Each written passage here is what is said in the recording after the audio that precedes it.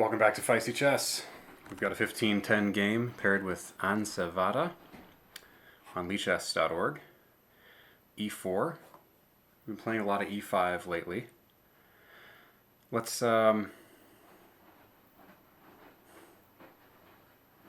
stick with E5 for a bit. There's a lot of possibilities with E5, and this is my main move. Okay, bishop C4. This is good. We might get a two knights defense.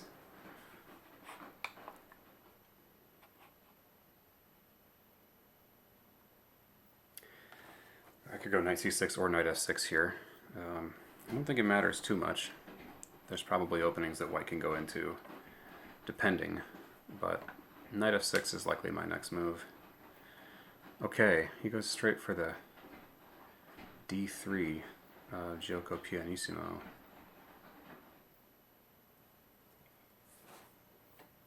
Knight f6 is probably still good. I mean, I know it's good. It should transpose. If he goes knight f3, and we're in the gioco pianissimo, I'll probably play bishop e7. He goes knight c3. Okay, maybe he's trying to do a Vienna type thing. Knight c3, maybe now knight a5 is the right idea. Grab that bishop pair. Yeah, this was a bad idea last move because he could go bishop takes f7 and have a rollicking attack, actually. But now that my knight's on f6, there's no queen coming to h4 for check.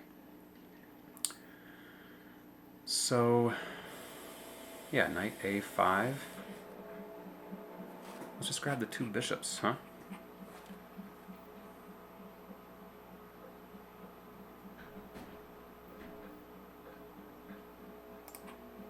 I don't see anything wrong with that immediately. So let's do it.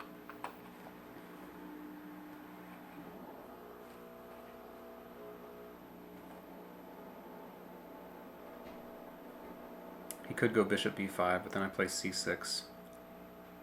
There's some messier ways for him to lose the two bishops. Probably bishop b3 is the best here. And I might not take immediately. I might just play bishop e7.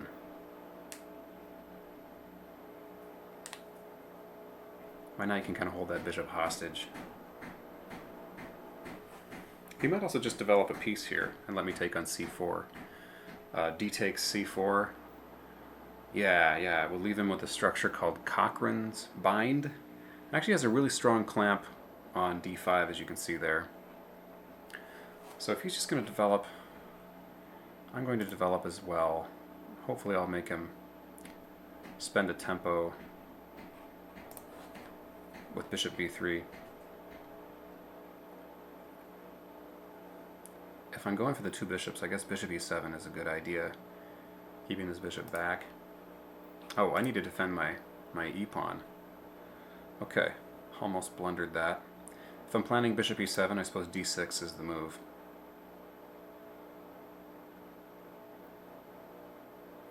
Now I might have bishop takes f7, but I don't believe it. My knight on f7, on f6 holds everything together. My washing machine is being quite loud over here, if you can hear that. Alright, let's look at bishop f7. That looks pretty critical. If he castles, I'll probably go just bishop e7. Bishop takes f7 check, king takes f7, knight g5.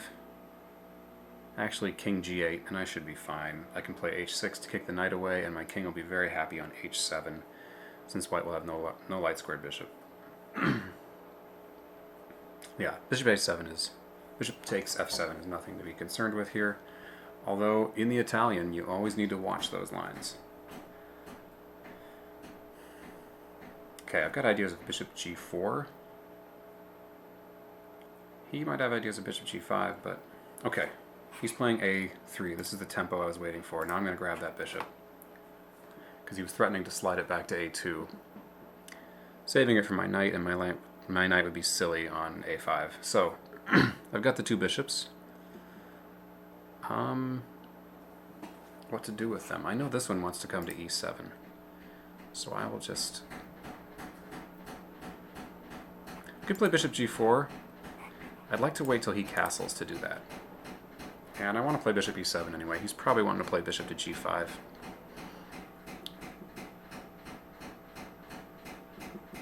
When you have the two bishops, it's often better just to kind of keep them back. Alright, he's keeping the possibility of castling queenside in reserve.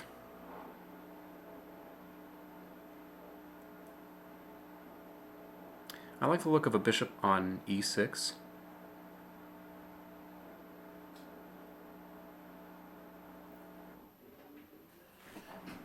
I like h6 here. That allows me to get my bishop to e6 without it being harassed by knight to g5.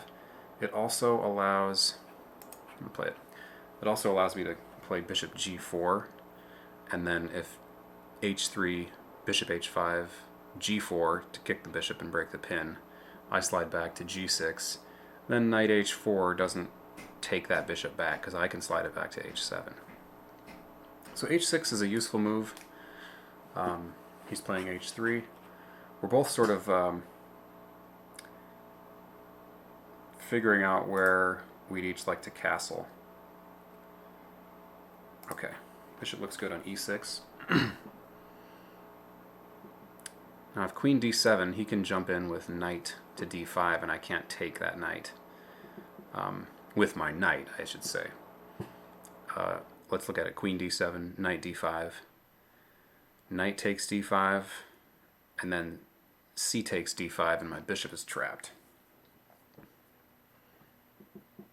He'll probably look for bishop e3 here.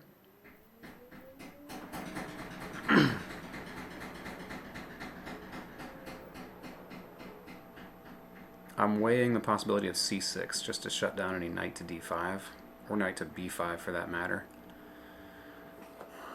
But that obviously weakens my d-pawn, d6.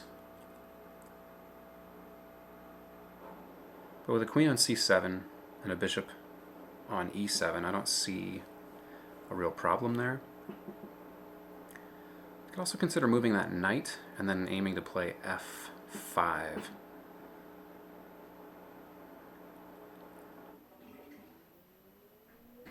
Trying to break down his center. He just goes bishop d7. Okay, we've got a couple plans to choose from here. Knight d7 does make some sense. Also puts the ball in his court as far as where he wants to castle. My bishop is short on squares after knight d7, but I don't think there's any way he can abuse that at the moment. Knight d7 does allow knight to d5, and he's going to get my dark squared bishop, which honestly isn't a great piece. So the question is, do I want to nurture this two bishops idea or not?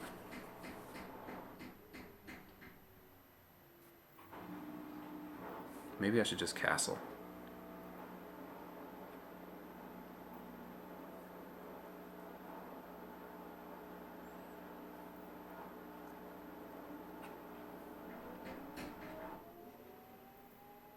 I'm going to take this long-term weakness, c6. Really shuts down any action of his knight. I can go queen c7. He'll need to choose where to castle first. It's always a strategic perk, is to be able to make your opponent think about which way to castle. It's a big decision, very committal, obviously. And in a position like this, I could easily start storming him on whichever side he wants to castle now.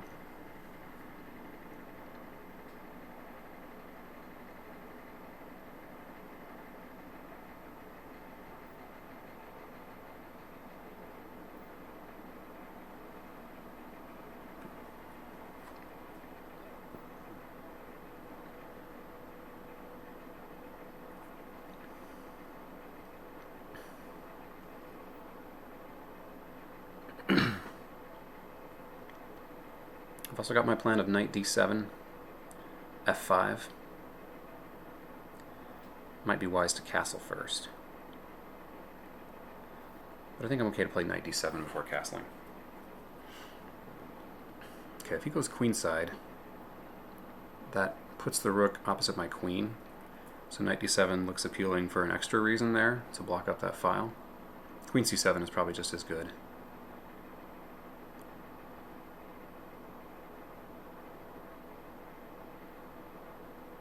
b3. Okay, if he does castle queenside, that's going to be sort of weak.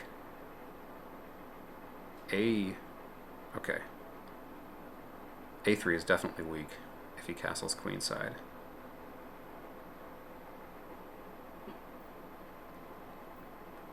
He's likely to go kingside here. But we can wait, however.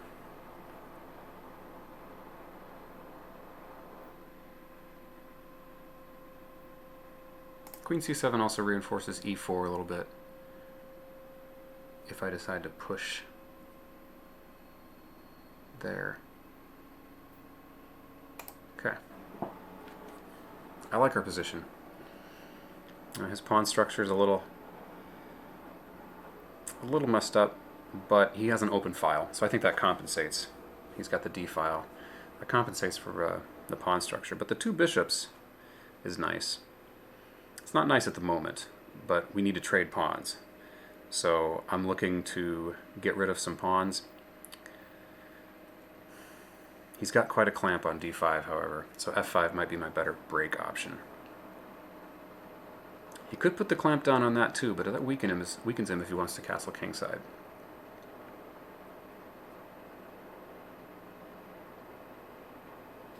I'm still keeping it mysterious which way I'm going to castle. So is he. g3. This can't be good. Alright, I'll just go knight d7. My knight's not doing a ton on f6 right now. The pawn is doing the work of fighting for d5. So, yeah, knight to d7. We're on schedule to make our goal of 15 moves by 10 minutes. I'm happy about that. I'm up a little bit on the clock. I don't want to say too much along these lines, but I feel like I might be getting my groove back.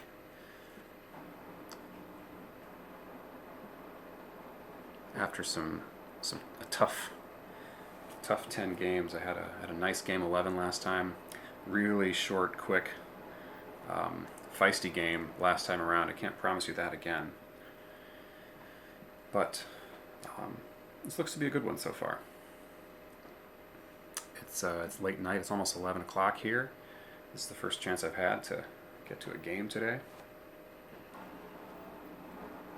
Been playing a lot of disc golf, actually.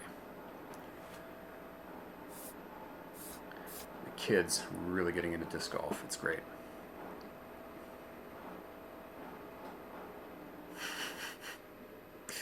No one wants to make the first castling move here. King f1. I bet he meant to castle kingside. I don't know if I have takebacks enabled. He has not asked for a takeback. So king f1 it is. Well, he's not castling. Probably castle by hand on the king side. Oh, I see. He can't castle kingside after g3. So he wants to go king f1 first. Okay. I think I'd like to castle queenside here and just go for f4 and f5 right after that. I could even go for f5 right now, but that's looking like a creaky ship. I'm worried about knight moves and then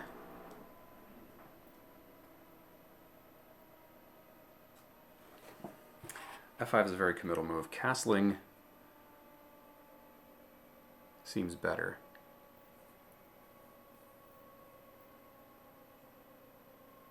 I could castle kingside as well.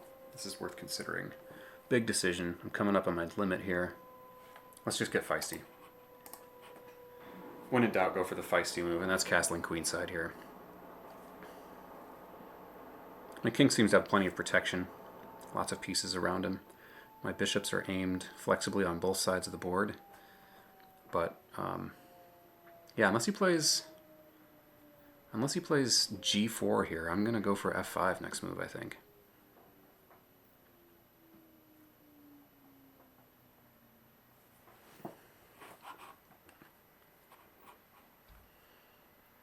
with ideas of maybe even f4.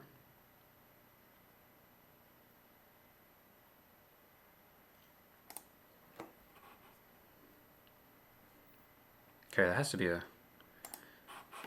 victory of sorts here to make him play king g1, king f1, king g2. He probably should have just castled the last move before playing g3, but he was really trying to stay flexible.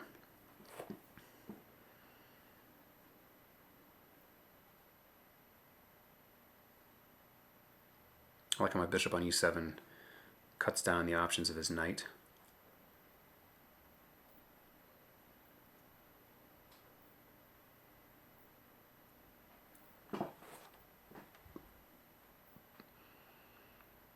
I got g5 ideas. Okay.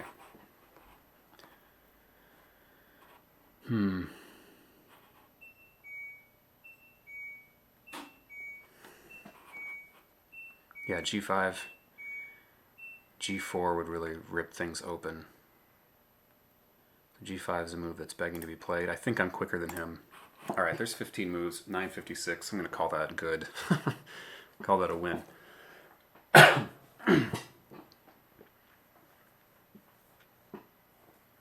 We're keeping a nice time edge here. I do have some unprotected pieces on that e-file.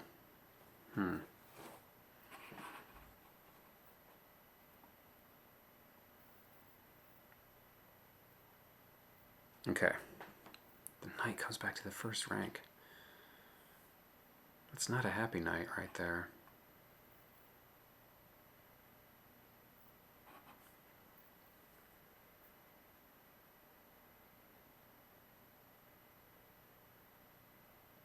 All right, h4 seems, h5 seems to fit the bill. Keeps his queen out of h5. Continues the pawn storm. Maybe a way to force this open, because that's the key here. It's not just to push pawns, but if he can actually stop up my pawn levers so they can't open anything up, then there's no point really. But f4 make a good opening lever at this point, because if he plays g4 to try to keep things closed, I can open the h-file. Ooh, this has got to be good for me. If I go g4 now, which file do I want to open? That's the question. g4.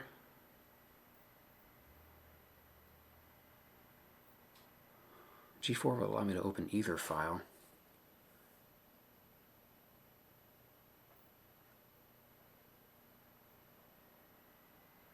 It would also allow my bishop sacrificial possibilities on h5.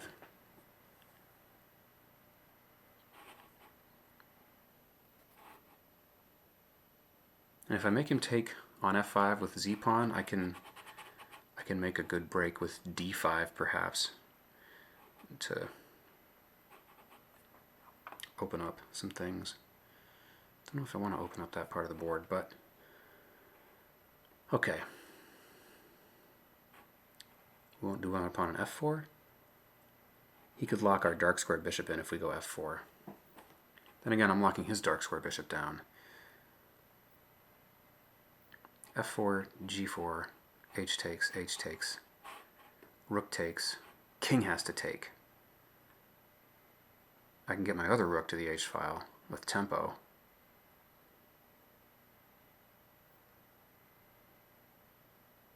I like the looks of that. Okay. f4 it is. And if he takes on f4, I'll just take with my g-pawn. That can't be a happy king there, especially if I can get a bishop to h4.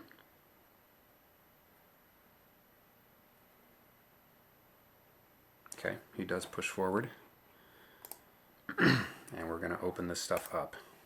If he takes with his f-pawn, he's got a really ugly backward h-pawn, and I've got this super f4 pawn that's passed and protected twice.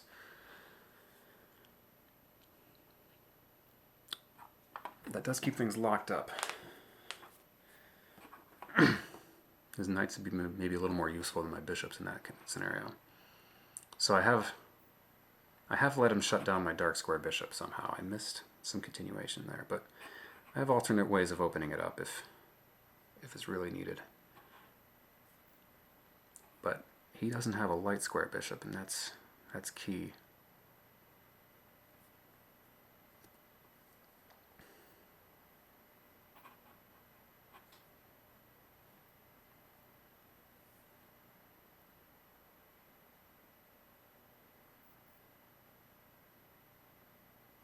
Also have knight f8, g6, h4, maybe. I'm just looking at ways to get my queen over to the h-file, though.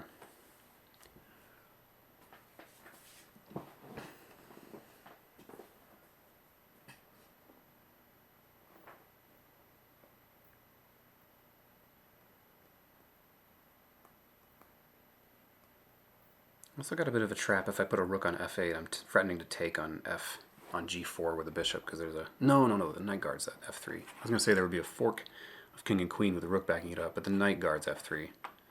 That's not really a threat right now. Let's keep going with this. Let's just take over the h-file.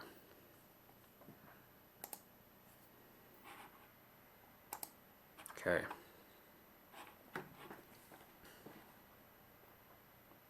His queen has to guard this c4 pawn as well. So where's my knight want to go?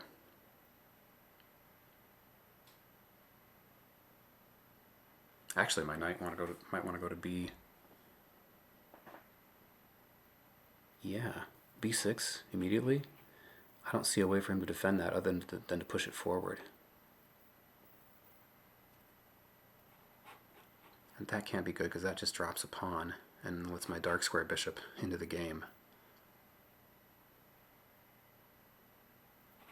So knight here. I'm just looking at places to move this knight to get it out of the way of the queen. Looks very promising.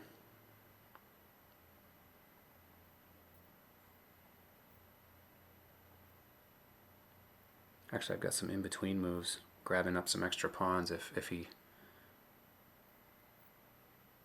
does some move to ignore it. Okay.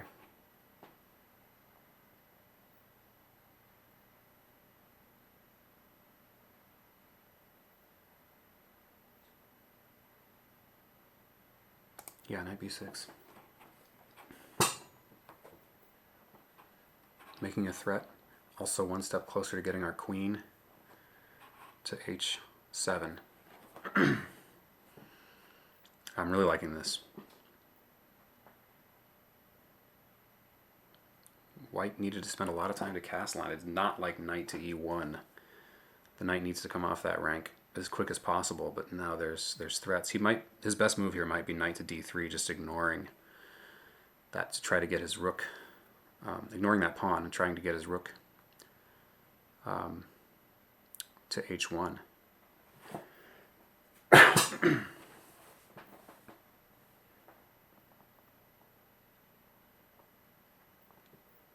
Oh, resigns. Okay. Well, sorry, I cannot rematch you, Ansavada.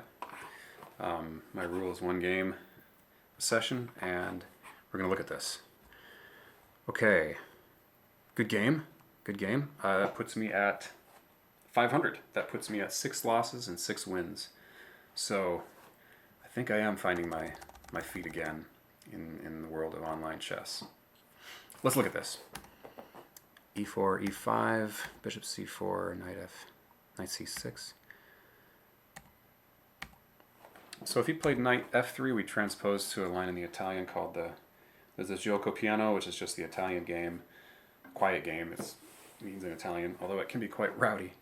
But if you play knight f3 and then follow it up with d3, we could transpose to this position. After knight f3, this is called the... Let's get the analysis board out. It's called the gioco pianissimo, the very quiet game.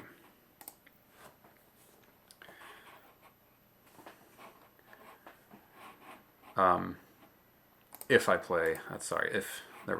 black plays bishop c5. But this is 2 knights defense. You can also play with bishop to e7. Anyway, white did not go that route. Let's see what the opening book says about this. Bishop's opening Vienna hybrid. I went for knight to a5. Yeah. Looks like the best move in the position according to the database. The most common and does the best for black. So, yeah, if you want to play the Vienna game, you have to watch out for that. You either have to take time to play a3 so you don't lose your two bishops, or the way I like to play it, because I do play the Vienna, when these kinds of positions arise, knight to a5, bishop b3. And he can take my light square bishop, but I have a activated rook and a much better a pawn after a takes b3.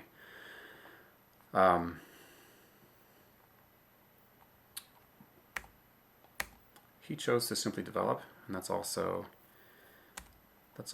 been played by lots of strong players. Yeah, now that he's threatening to save the bishop is the time to grab it. So I don't like a3, actually. I don't think a3 is a principled move here. Because once you play d3 and then knight to c3, you're giving up the bishop pair. And a3 is just a move that threatens to keep it, but it doesn't really do anything for you once I take it and you don't get to keep it.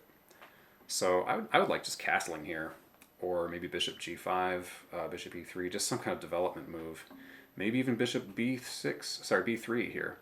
So that again, if I'm going to take it, you're going to open up your rook file and improve your a-pawn. And I say improve your a-pawn because, the rook pawns only attack one square, but on b3 it attacks two squares. So in some sense, it kind of doubles in value. So, okay, a3, kind of a wasted move once I get the bishop pair. Okay, slight preference for black here for the computer. Did I turn off the computer? I thought I did. Let's turn it on here. Queen e2. And now we're playing this game of cat and mouse as far as castling. Bishop e6. So black just continues to have a small advantage. That's probably just the computer evaluating the bishop pair. Bishop pair is only an advantage in more open positions, right? So when all 8 pawns for each side are on the board, the bishop pair is not really an advantage. You see it's not really doing much here. But if I can get that board opened up, that's when the bishop pair becomes an advantage. Usually, the rule of thumb I've heard is 2 pawns traded off for each side. So once 4 pawns have been captured, the game typically opens up enough that those bishops start to show. And if more pawns get exchanged, those bishops can really... and obviously the other pieces getting exchanged opens up the board position some too. But those pawns really need to be exchanged so you don't end up with locked central positions, etc. Because bishops can be kind of useless. My dark square bishop was kind of useless in a certain section of this game. So I don't like b3. b3 is okay. It has a purpose here. It frees the queen from defending c4 and sort of solidifies. But at this point you're saying, well, I'm probably not going to castle queenside because I got this a3 weakness, and I've already got my bishop on that diagonal. I might not gain any material from it, but if I get in d5 and bishop takes a3, it doesn't matter what happens to my d5 pawn. I'm weakening his king position and getting a bishop in there. So I'm playing it with check, importantly as well. Bishop takes a3 with check.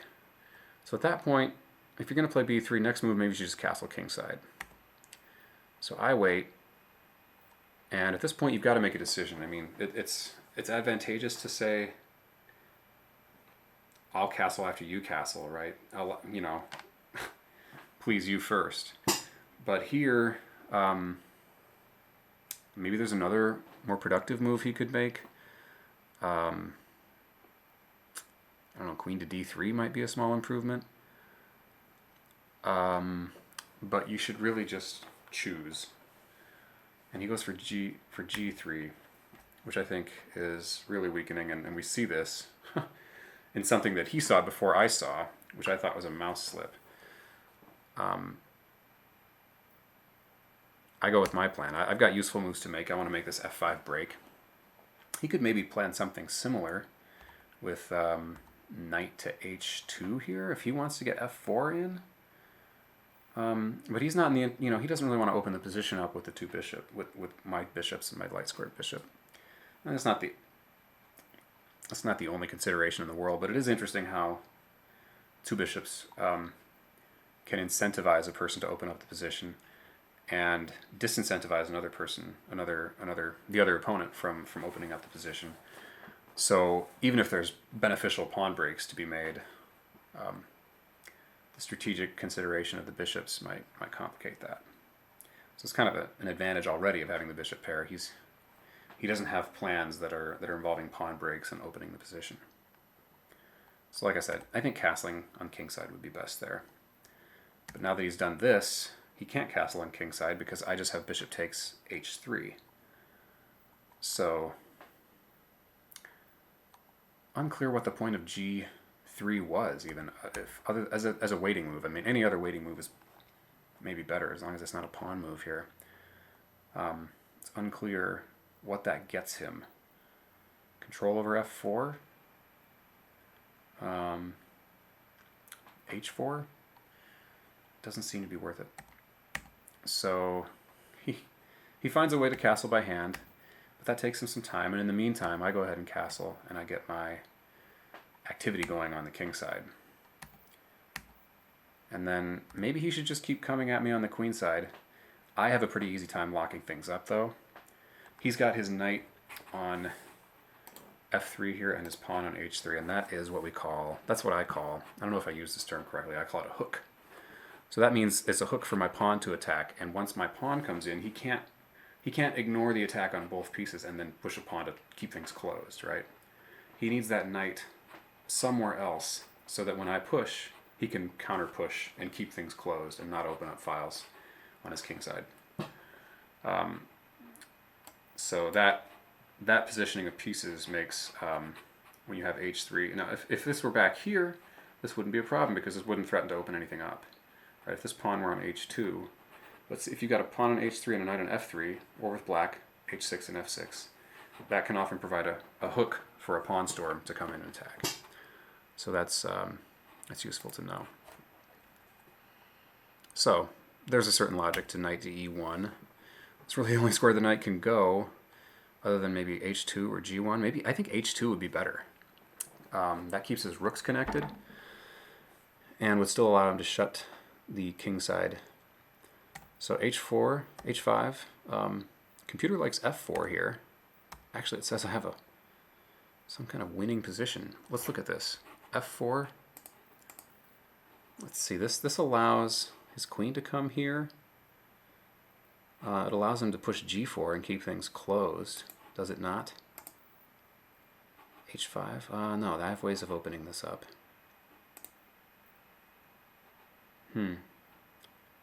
Or knight to b6 right here.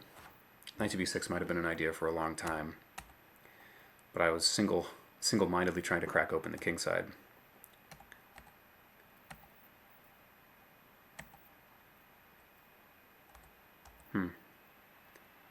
Okay, it likes e takes f5. It says he needs to take. It can't allow me to push f4. It's just too much of a threat. What does he do instead? He goes f3. What if f4 on his behalf? That can't be good either. Ooh, that's terrible. And then I got rooks coming in, checking his king. f3 is no good. The computer likes e takes f5. It still says he's down a pawn, but again, this opens up the position, and my two bishops, especially that light squared bishop, looks like it could be a problem if there's no one to oppose it. Knight d3.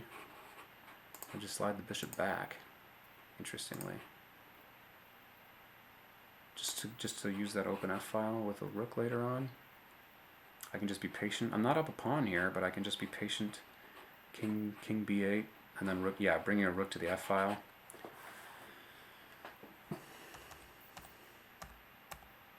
Yeah, he probably needed to take f5. Certain pawn breaks are kind of mandatory, and this is something I'm still learning as well. The computer has a big value. Notice the difference here, 3.4, but if he takes on f5, let's see. Okay. it wanted me to push f4. f4 is a bigger positional threat than I realized, or he realized. So it wants him to take on f5. It's about a pawn disadvantage for white. But since he doesn't, and I'm able to play f4, which I did find, then he's just positionally lost. -4. That's like losing a piece, right? Going from -1 to -4. I was also considering this. Yeah, it's not as strong. I got lots of good options here. Probably this is good too. Neither one of them is as strong as f4.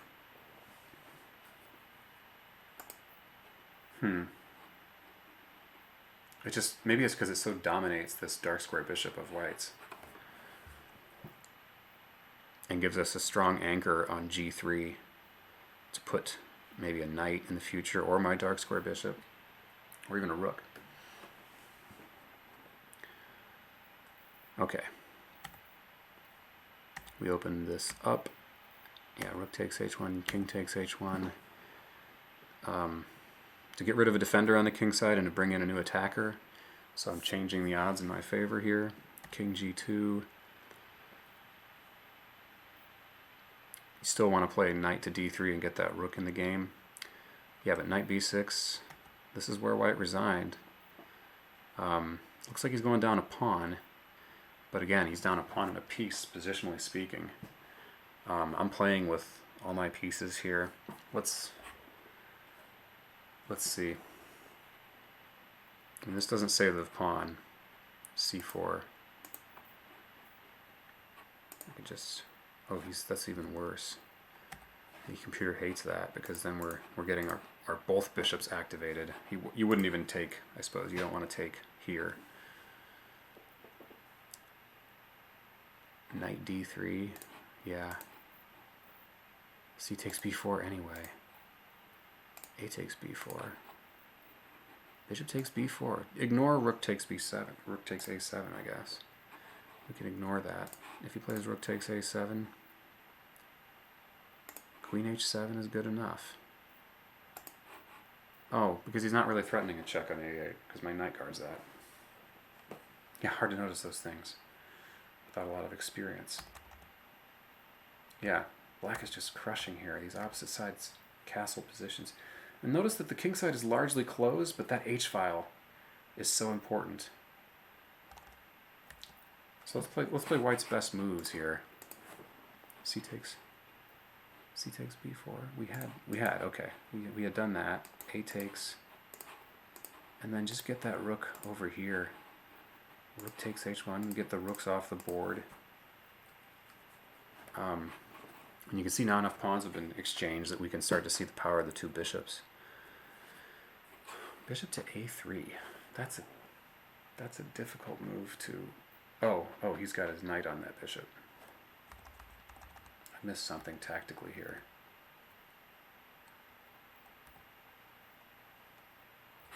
I missed this. Okay. Knight takes bishop. What's wrong with that? Now queen h7. Black can give up a whole piece because he's threatening mates.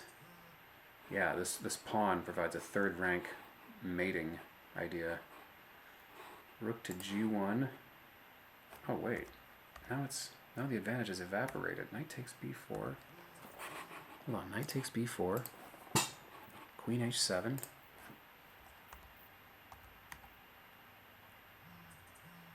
Stockfish is being silly here. Why does it like bishop takes b4 is 3.9 here? But then after the obvious knight takes b4, black is losing any advantage.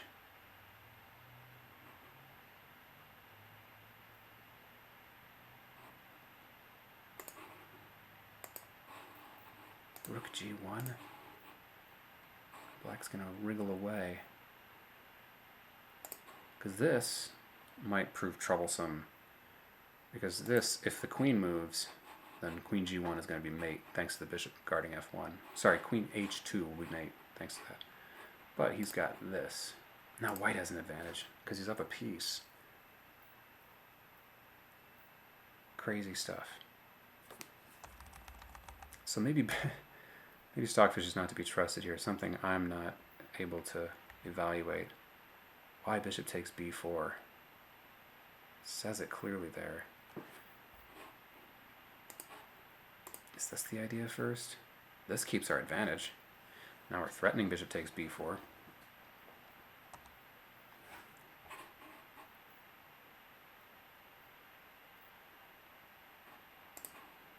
Yeah, I like the look of that. Knight d1, guards b4.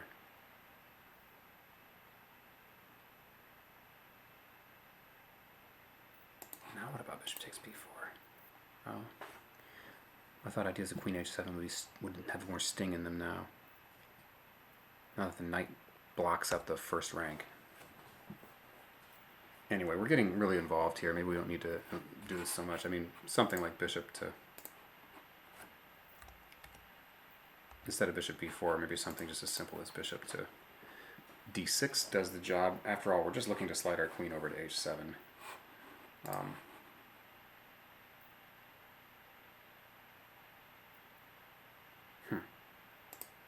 That's interesting.